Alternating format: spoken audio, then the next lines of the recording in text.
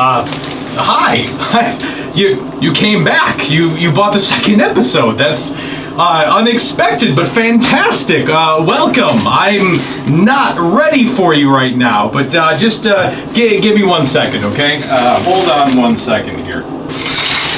So last episode, we took a step back and we asked ourselves the question, how did we get here? How did we get to an industry that didn't value quality code in the browser? First, we talked about how the World Wide Web was founded on ease of adoption, and that browsers were highly resilient to errors. Writing quality code in the browser was entirely optional from the very beginning. Then we talked about the cultural problem of divided developers. When front-end developers weren't being considered as real programmers, they weren't being held to real standards. We also talked about how the client-server architecture has changed over time and has added complexity to front-end systems.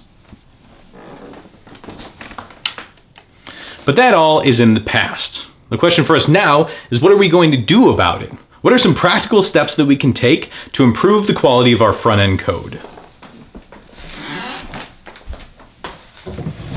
It's time to start talking about the solid principles, what they are, why they matter, and most importantly, how they can help us have clean code in the browser.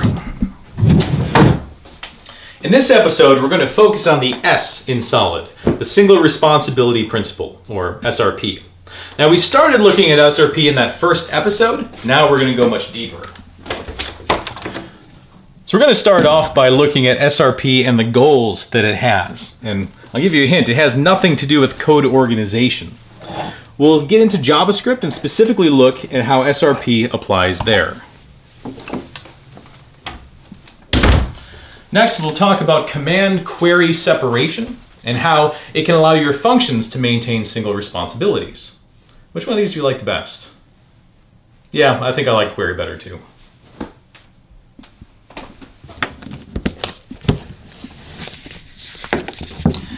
Next, we'll start talking about building programs using simple building blocks and functional composition. We might even get a snack. Now, we're going to be talking about more than just JavaScript. We're also going to look at how SRP can be applied to HTML and CSS to improve our templates and our styles. Could I have a little privacy? Great, thank you. Now, before we get started, I do want to mention that Uncle Bob already has a Clean Coders video on the single responsibility principle.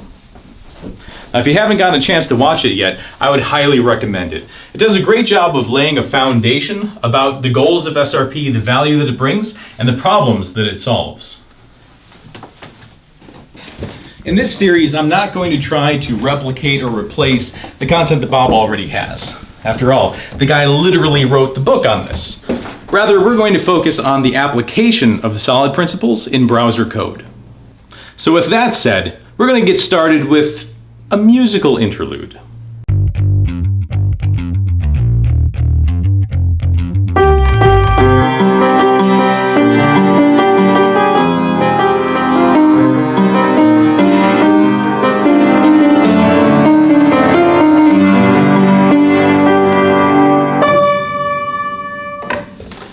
If you have perfect pitch, I owe you an apology.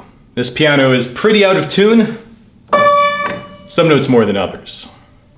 Changes in humidity can substantially alter the intonation of a piano. So in this 90-year-old house where we do not have the best climate control, we usually find the piano is in tune in the spring and fall and falls way out of tune in the winter and the summer. Let's open this up and see how a piano is tuned. The tension of the piano strings is changed by using a wrench to turn these tuning pins. By carefully tightening or loosening the strings, the tuner can control the pitch of each note. It all starts with A4 to be specific. On a keyboard, octaves are numbered from lowest to highest. So C1 is the first C on the left. An octave above that is C2, then C3, C4, and the A above C4 is A4. If you have ever been to an orchestra concert before, then you're already familiar with A4. It's the note that the oboist plays to tune the orchestra. The oboe plays an A, and then the rest of the orchestra tunes their instruments to that note. But how did the oboist tune her instrument? Well, that's easy. She probably used an electric tuner. Well, okay, fair, but how does the tuner know what frequency to use for A4? I mean, is it always standard? Actually, no, it's not standardized, at least not universally. Now, this is where musical tuning starts to get a little weird. In the United States, most orchestras tune their A's to 440 Hertz. In Europe, they tune to 442 Hertz. Some orchestras have been known to even go as high as 445 Hertz. Meanwhile, there are Baroque groups that, for the sake of authenticity, actually drop their tuning all the way down to 415 Hertz.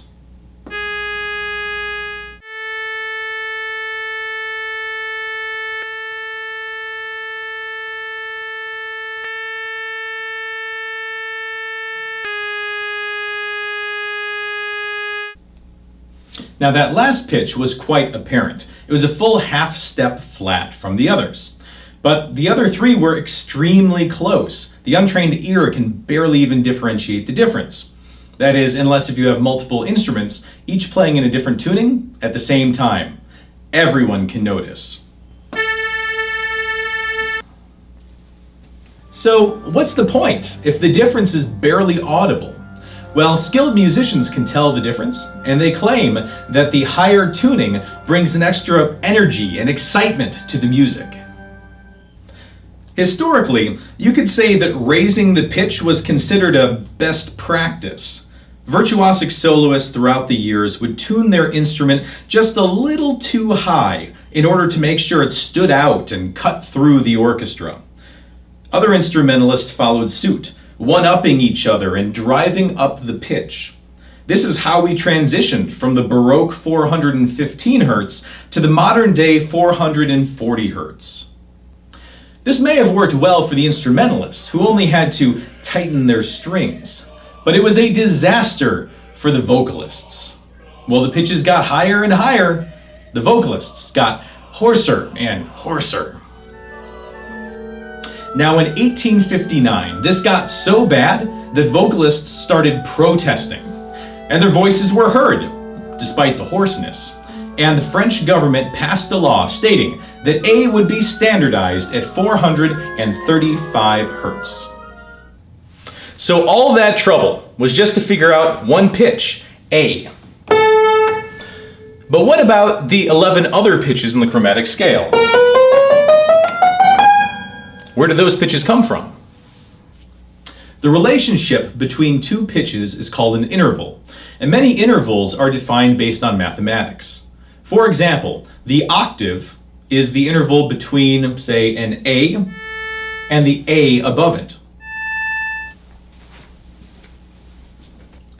We already know that A4 is 440 Hertz, meaning the wave will cycle 440 times per second. Mathematically speaking, an octave is twice the frequency of the bass pitch. So A5 is 880 Hertz, making 2 cycles in the same time that A4 makes 1. The ratio between these frequencies is what makes an octave sound pleasing. The frequencies line up and generate harmonic tones in a way other random intervals would not. Similarly, A to E is a fifth, meaning that there is a 3:2 ratio between them. For every 2 cycles of the bass pitch, there will be 3 cycles of the upper pitch, making E5 660 Hertz. This is really cool. Using these natural ratios between consonant harmonic frequencies, we're actually able to build out a major scale starting with A. A to B is 9-8. A to C sharp is 5-4. A to D is 4-3. A to E is 3-2. A to F sharp is 5 to 3, A to G sharp is 15 to 8, and A to A is 2 to 1. It's like physics did all the hard work for us. It gave us this perfect scale to use. And at the time, this was the best practice. After all, who's going to argue with the purity of mathematics? There's only one problem. Physics does not want us to play in the key of B. When you tune your piano with pure intervals, the key of A sounds flawless. But we would like all of the keys to sound that way. Problem is, that's just not how the physics work. 11 out of the 12 keys will sound perfect, but one of them, in this case the key of B, will not. Now the interval between B and F sharp is a fifth, and it should have a nice ratio of 3 to 2. However, in this case, the ratio will actually be 40 to 27. This interval was so out of tune that they actually named it the wolf, because the dissonance sounded like a wolf's howl. There were several tuning systems that were devised to try to get rid of the wolf, but ultimately it just moved the wolf around. Early in the 18th century, a new method for tuning was starting to gain traction. It was called well temperament. You would start off by tuning the octaves using the pure 2 to 1 ratio. But then inside of that, you would evenly divide the octave into 12 semitones that would make up the chromatic scale. You would not tune those intervals to the pure ratios.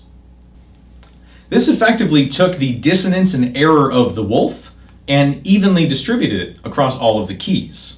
Now every single interval was slightly out of tune, instead of having 11 keys perfectly in tune and one deeply flawed. This innovation made it possible for Johann Sebastian Bach to create the composition The Well-Tempered Clavier, which was a collection of pieces across all 24 major and minor keys. By making every key slightly out of tune, it allowed an organist to play across all of them. To this day, we are still using well temperament to tune our pianos. There's been a few tweaks over time, but it's still the same general idea.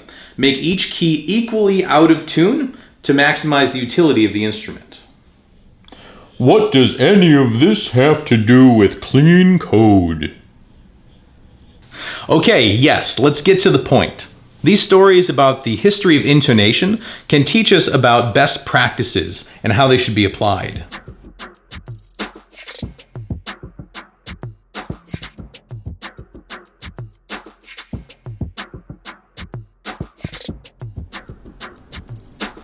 Tuning with these pure intervals was considered the best practice of the time. Yes, the wolf was a problem, but what else were you going to do? Intentionally make your instrument out of tune?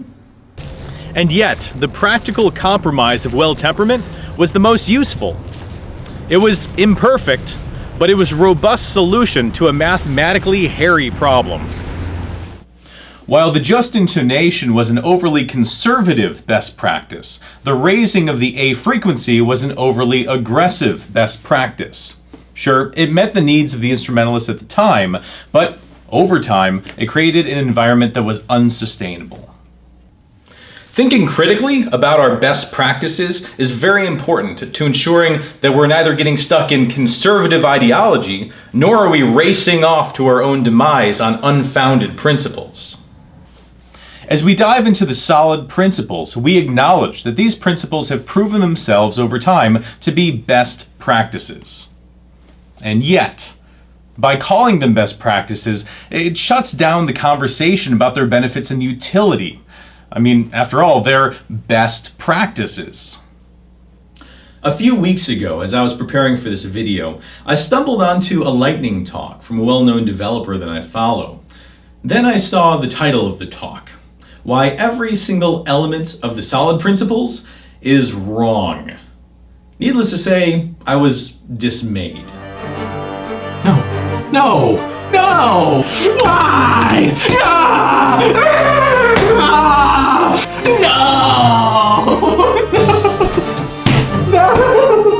Oh God! No! But But once I got over myself and my religious need for the solid principles to be inerrant, I found the talk to be really challenging and informative. By regularly questioning our best practices, we're able to make sure that they are giving us the value that they claim, and we can often iteratively improve. Doc Norton talks about how best practices is the wrong terminology. It implies a certain permanence that's not really there. Instead, he likes to talk about leading principles because it implies the opposite. Sure, right now, a certain practice may be leading the pack, but at some point, it may very well be overtaken. So let's dive into the first leading practice of Solid, the single responsibility principle.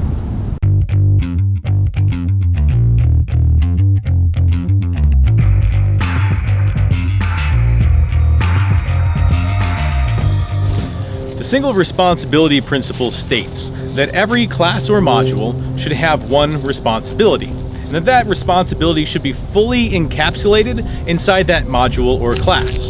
Another way that Uncle Bob puts it is that a class should have only one reason to change. When I was first introduced to SRP years ago, I first thought it was an organizational tool for code. By limiting the scope of classes and modules, you would improve naming, you would make it a lot easier to find things inside of the code base.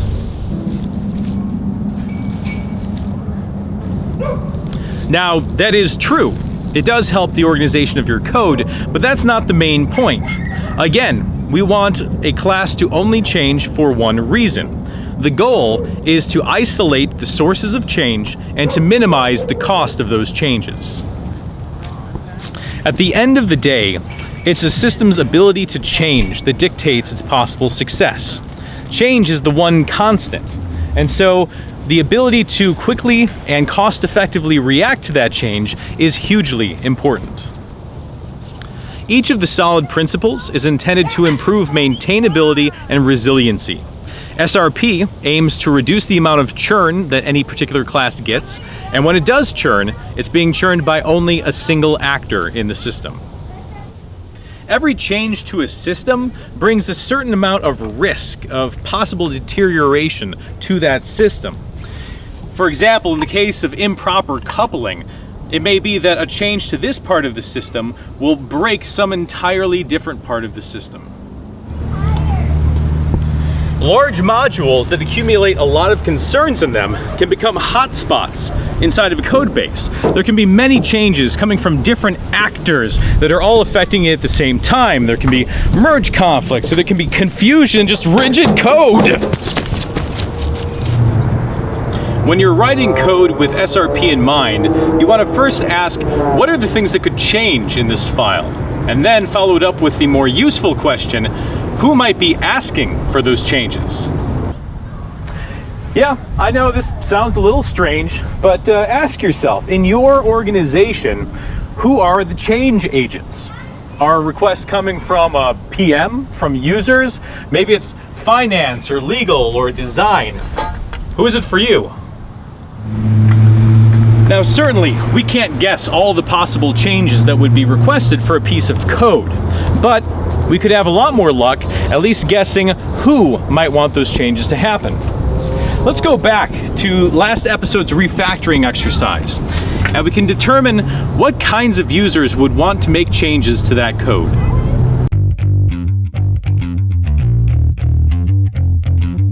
All right, so first let's take a look at where we left off in the last episode. We had started with this piece of jQuery spaghetti code. It's only a few lines long, but there's a lot going on in there. There's many concerns that are interwoven in these few lines. And we're able to refactor this code into this code below by focusing on separation of concerns and trying to tweeze those pieces apart. We also were able to create a test that we're able to run to show us that during that refactoring, we weren't accidentally breaking any of the behaviors. And we'll continue running that today in order to make sure that that is still the case. As you can see, we've got just one test. It's kind of like an integration test. It tests the whole thing. And sure enough, it is passing. We are still in a good green state. So we will remove this old code, start fresh. Now, in the last episode, we kind of punted on modularizing any of this code. We had created these small functions, but then just left them all in this file. Kind of figured that, well, there's only, 6 or 7 of these functions, not really a big deal. Maybe they can just all hang out here. But as we're talking about SRP, we really want to talk about modularization and how we can define these modules based on the agents of change. So let's go through these functions, and we're going to talk about what it is that they do, but more importantly, we'll talk about who might change them. Who are the agents of change that would want to affect the logic and the code that is in these different functions? And that's then going to help inform us of which modules should these be grouped into. So starting up here, we have our loading logic. So who would change the loading logic? Perhaps we would need additional things to happen on load beyond just setting up click handlers here. This strikes me as largely a developer concern. I don't know if anyone else would necessarily have any requirements per se for our loading. So anything that would happen here is probably coming from within the development team.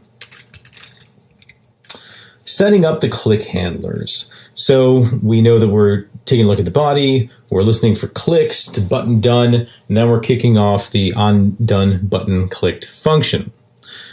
So possible changes here would be, let's see here, we've got selectors, so button.done, a button with a class of done on it, is a selector that certainly could change if the HTML, the template were to change, if maybe the design were to change.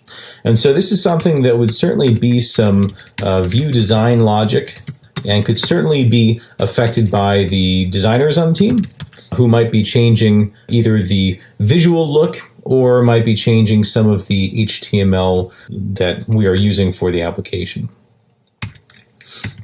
All right, so now the functionality when the done button is clicked. So we're grabbing the full name, we're then parsing out the first name part of that, and then we're using the first name in order to create a welcome message. And then we're passing the welcome message in to display welcome to actually display it to the user.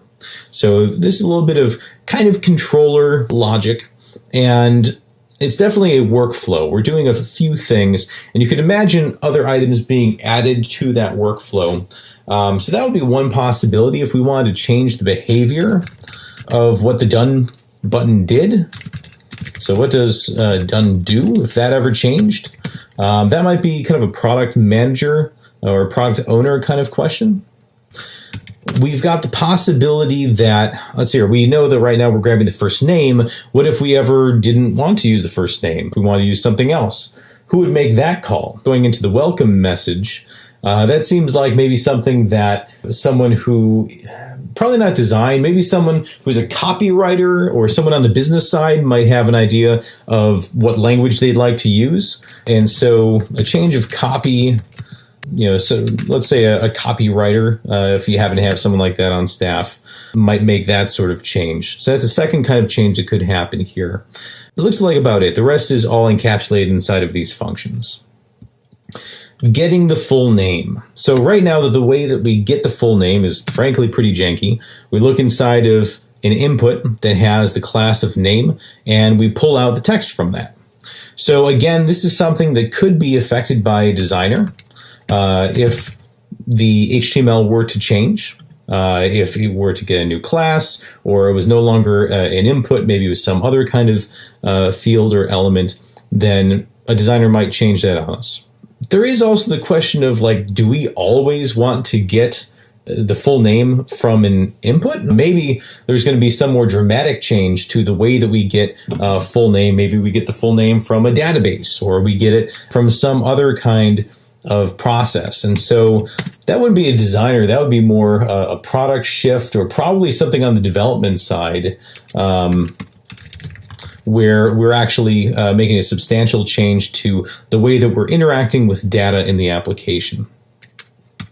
The welcome message. Well, we're back to our copywriter again, right? So here we could imagine wanting to change that copy. You could also imagine wanting to internationalize this text or do something else along those lines. And so that's clearly in their court.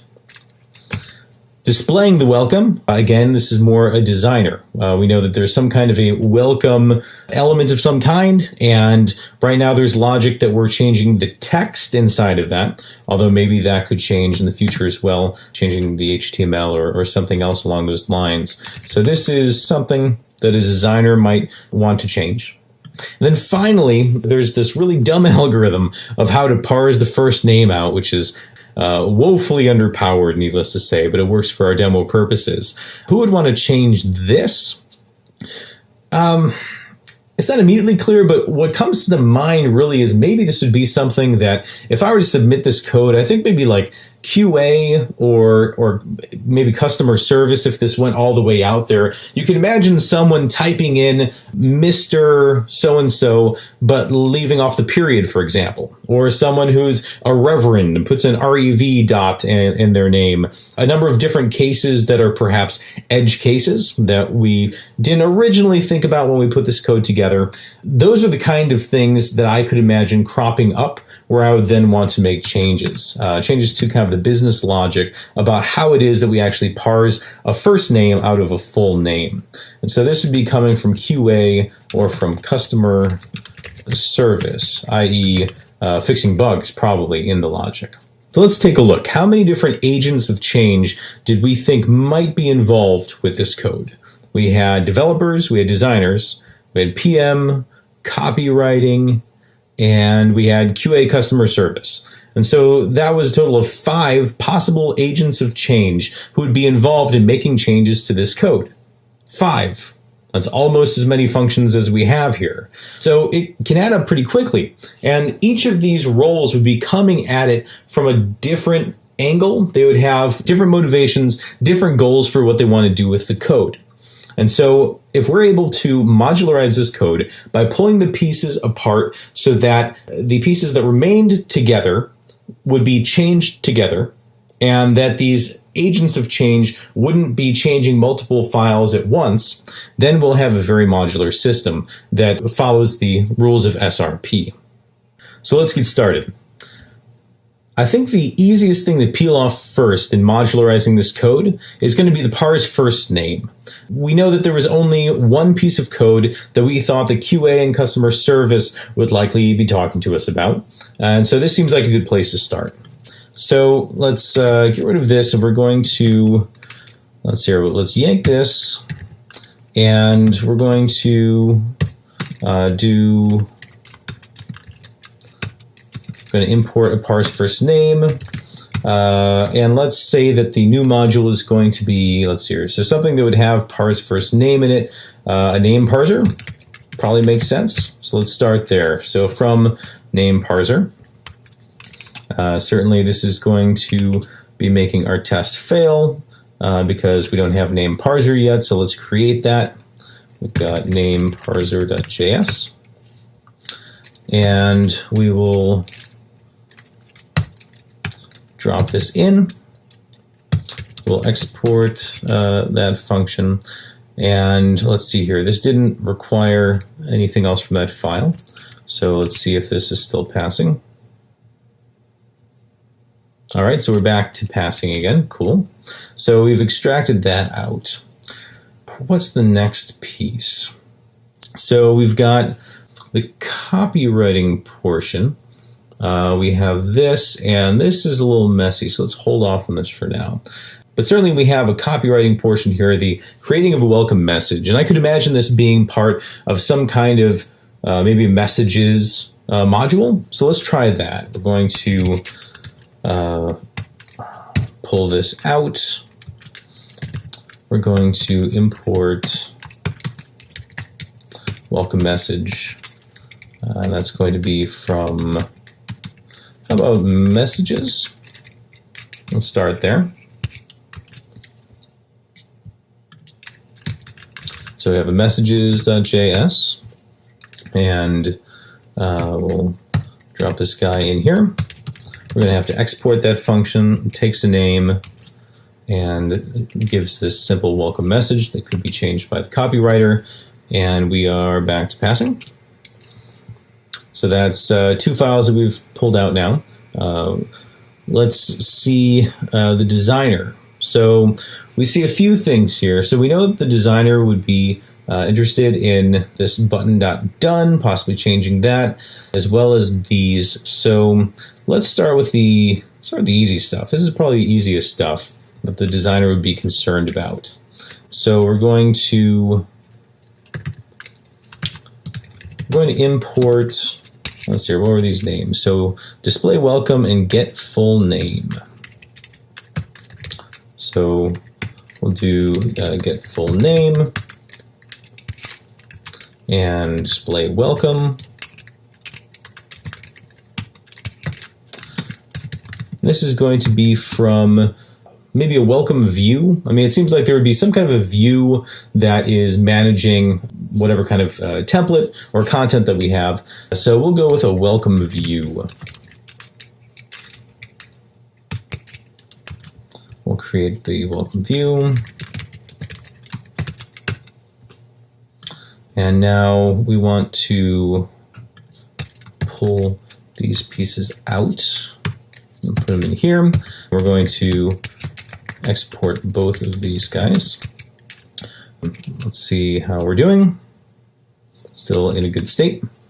All right, so that was two of the functions that we said a designer would be interested in. What else did we have? We had this set up the click handlers. So let's try pulling this out.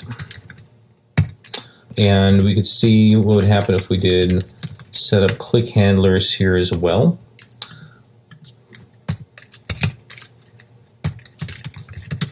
Export this guy. And let's see if we're passing. And we're not passing because we can't find undone button clicked. Sure, because we had a reference to that function here. So I guess we'll probably need to drag that up with us as well. So that we've got that in here. But now this is what was calling get full name and parse first name and display welcome and welcome message. And so we no longer would need a lot of this actually. So this would come back over here. Let's see, we have display welcome.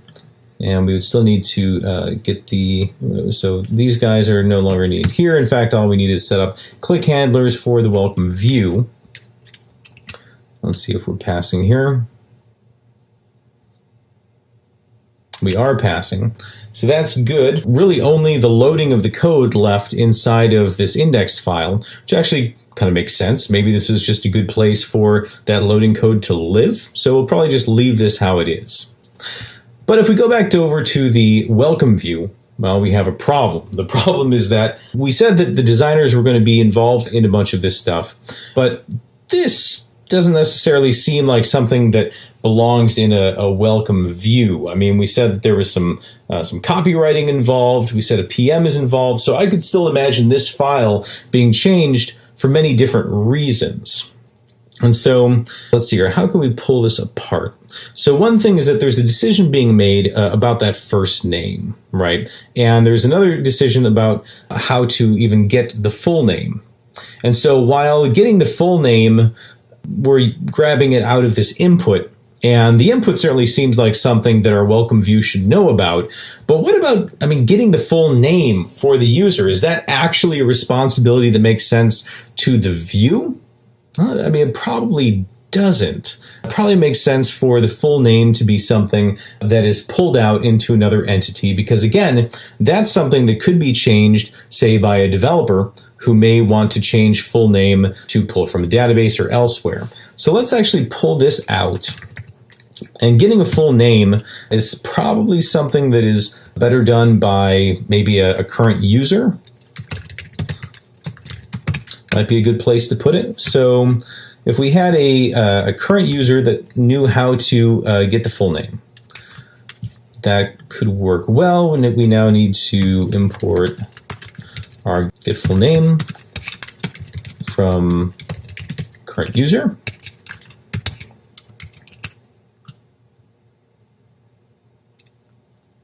Okay, still passing.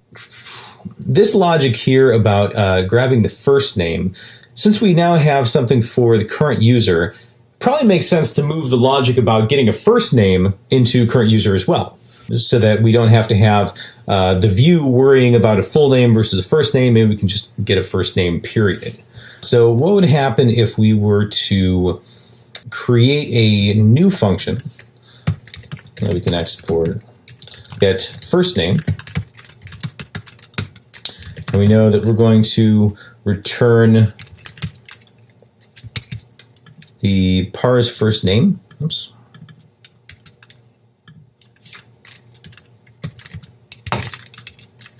And we're going to pass in this get full name that we have. And now we probably don't actually need to export this anymore for the purposes of this. We do need to use get first name. And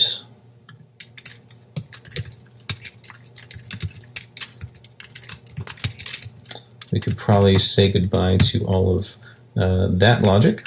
Let's see if we're passing or not. So can't find variable parse first name. Let's see here. So over here, sure enough, we need to actually get that from somewhere. So we no longer need it in this file. Let's put it up here. So now we are using the name parser library in the current user in order to take the full name that we got and to use it to get a first name. And this is still a problem, isn't it? Because while we like the idea of having the responsibility of getting the full name to be something that is inside of the current user, well, here is this concern that a designer might want to change, and it's in a file that otherwise was not going to be something a designer should care about. So we want to figure out how to put this back into the view. So really what I'd like to be able to do is something along the lines of get name input value from welcome view. If I had something like that, then I would be able to just return that. And now the logic of where I get full name, it does exist inside of current user, but it's delegating the specifics of that to the view file. And so if we then came here and added, let's see here. So we called that get name input value.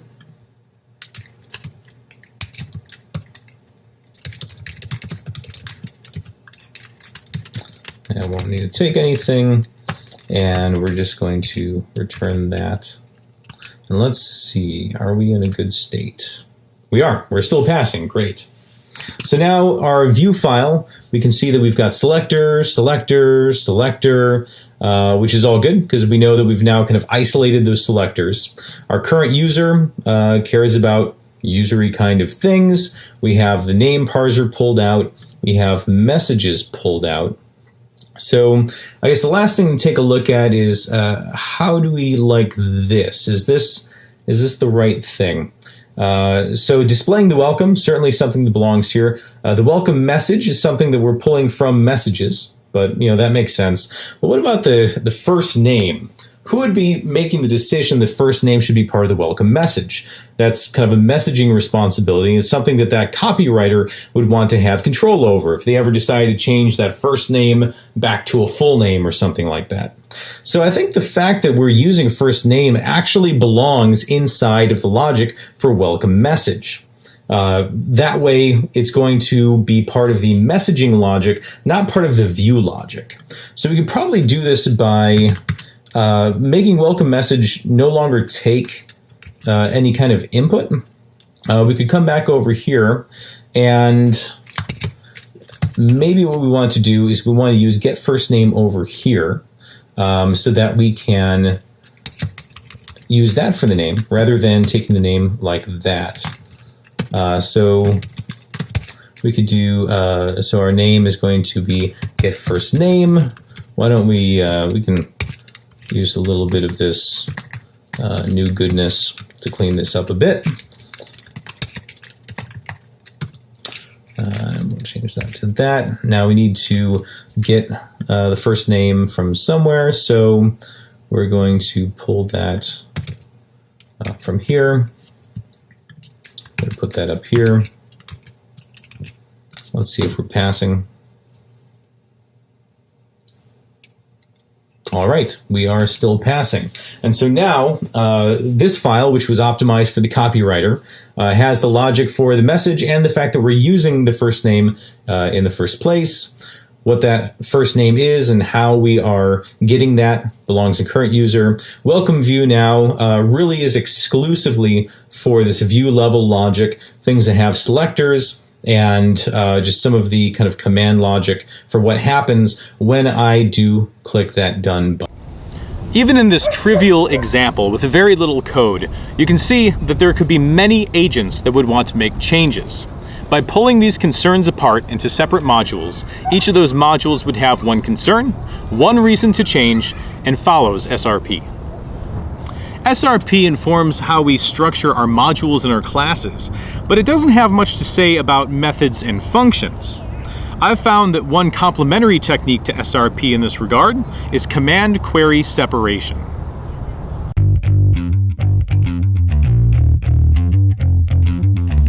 When Bertrand Meyer introduced command query separation, he suggested that there were two different kinds of functions. There were functions that changed state and functions that didn't. Functions that changed state were said to have side effects, and functions that didn't have side effects were called pure functions. How can you tell which functions are pure and which have side effects? Well, that is the trick, because most languages don't give us a way of specifying this. Now there can be some idioms that help. For example, in Ruby, a method that has a bang on it, an exclamation point, usually means that that object is being mutated. If a method ends in a question mark, that usually means that it has no side effects and that it's going to return a Boolean. Of course, these are only idioms. They're not actually enforced. And I've seen code bases where they've been used wrong. The only thing worse than having no conventions at all is when the conventions are used incorrectly. It's so confusing.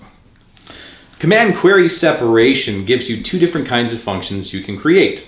Either a query function that has a return value but has no side effects, or a command which is all side effects and has no return value. That's it. That's it? Yeah, that's it. Another way of saying it is that a function should never return and have side effects. It's an easy rule to follow, and it has big benefits. There's nothing worse than using a function that seems innocent and query-like, and then later you find out it had unintended side effects. So let's get back into the code and see how SRP and command query separation can guide our design.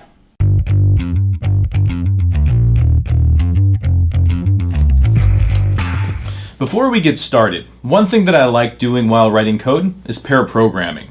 I find it helps to be able to talk out the design, to be able to ramp up on a problem domain, and ultimately write better code. I tried finding a pair for this video shoot, but it's kind of late notice, everybody had plans. I was able to find somebody. He wasn't exactly my first choice. Not very many people know that I have a twin brother. An evil twin. He's a little odd. He likes to wear a black cloak, and he tends to follow me around trying to get me to make terrible decisions. But hey, a code review is a code review, so Evil Chris, why don't you come take a seat? Well, it's about time. I've been waiting hours for you to get these lines right. Okay, well, we're going to get started. Let's build out some simple structures and see how SRP and command query separation shapes our design. All set? Yes, let's write some clean code in the browser. Don't screw this up. You'd hate to disappoint the 5 people who are actually watching this. All right, so what are we doing here? Well, as you've seen in this episode and the past one, I enjoy painting miniatures. So for this example, let's say that I want to create an application that would let me track how much paint I have used of different colors painting miniatures. Every time I use some, I'm going to log it, and then I would want to be able to actually create a report that would show me about how much paint I have left of each of these colors. Yes, that sounds just about right. Yes, let's just start slinging some code. Here we go. Yeah. As we're looking at this code, we are thinking SRP and we're thinking command query separation. So we want to take a look and see who are the change actors that would want to make changes to the code. And of this code, what functions are query functions, which ones are command functions, and which ones might be doing double duty and need to be broken apart. Starting with the constructor, it looks like we're using local storage in order to pull out some kind of a paint data object and use that. If that's not present, then we're going to initialize with a blank object and store that back into that paint local storage. We're going to parse it using the JSON parser, and that's the data that we're going to use moving forward. So this is all persistence logic. So when it comes to who the change agent is, it's most likely going to be a developer.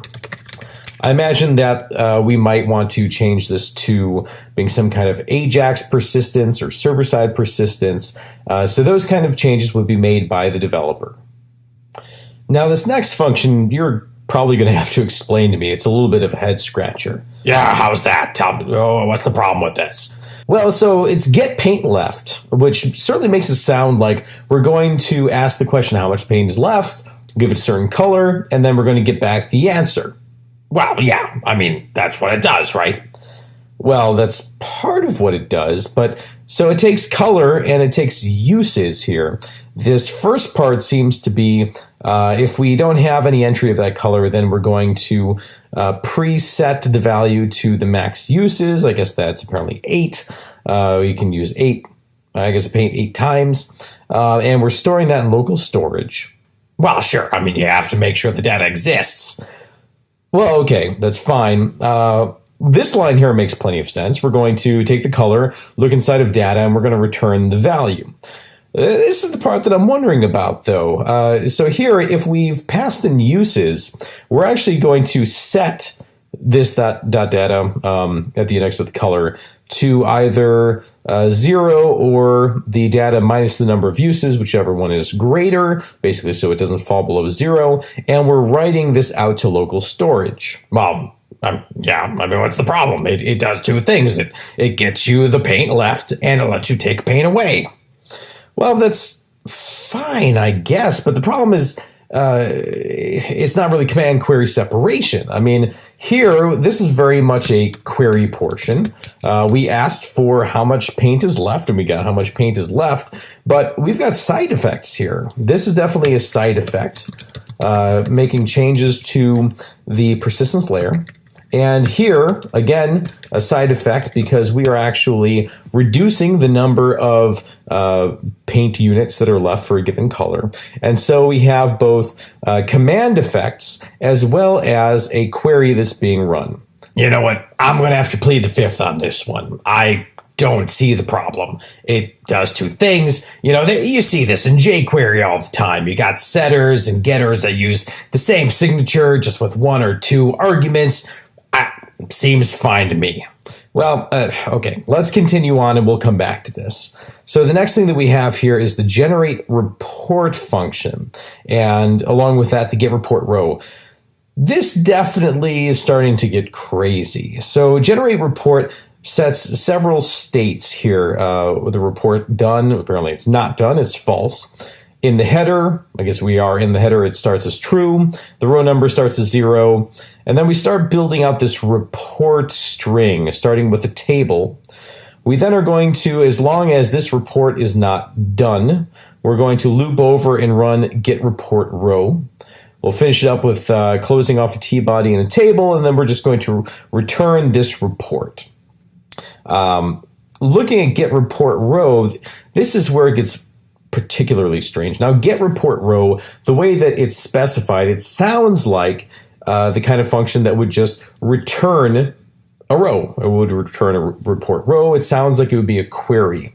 And sure enough, we have some kind of an output here that is being returned. And so at first, it seems like this is a query. But as we look closer, it's actually manipulating states in many places. So it has one behavior if we're in the header. We're going to spit out a T head with some of the color and the remaining headers in there. And then it's actually changes state to say that it's no longer in the header. So that was when we're doing this loop, it's only going to do the header once. So this is a change of state. Down here, let's see here, we're iterating over some of the colors. We check to see if we do have a color, we're going to find out how much paint we have. We're going to create some output, which makes sense. Create a row that has the color of the remaining.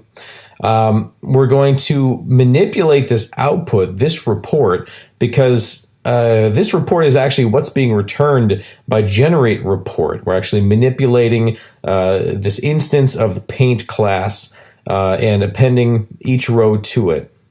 And then it looks like at the very end, if we go through and we no longer have any colors, we ran out of them, then we're saying that the report is done, and that kind of short circuits this and closes things off. So we're changing state here, and we're changing state here. And so we've got 1, 2, 3 places where we're changing state in a function that looked like it was just a simple query function, but in fact, there are commands happening in this as well. Okay, well, that's all good and wonderful and such great ideas on how to refactor code. But look, I've got a test, I've got implementation code, and it's passing. See, let's take a look at this. It's passing. So I think we just need to move on. I think we're done here. Now, I know you're evil. It's not just about making the current requirements pass. This is about creating code that works now and will continue to work in the future. We need to make sure that we're creating the right abstractions so that we have maintainable code that will last. All right. Just knock yourself out. Well, despite this guy's best efforts, we've outlined all the places in the code where we'd like to apply SRP and command query separation. Unfortunately, we are running out of time, and there's still so much that we want to cover. So we're going to pick up right where we left off in part 2 of this episode. Oh, good! That gives me some time to make some live changes to production. They like to call me the cowboy. Oh boy, I need to deal with this. I'll see you next time in Clean Code in the Browser. Give me that keyboard! Are you kidding me? Give that to me right now! What? My keyboard! No! Remember, you've got the power to bring beauty back. Bring beauty back. Remember, you've got the power to bring beauty back.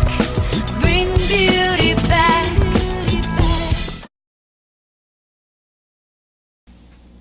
Oh, good! That gives me some time to make some live code changes to production.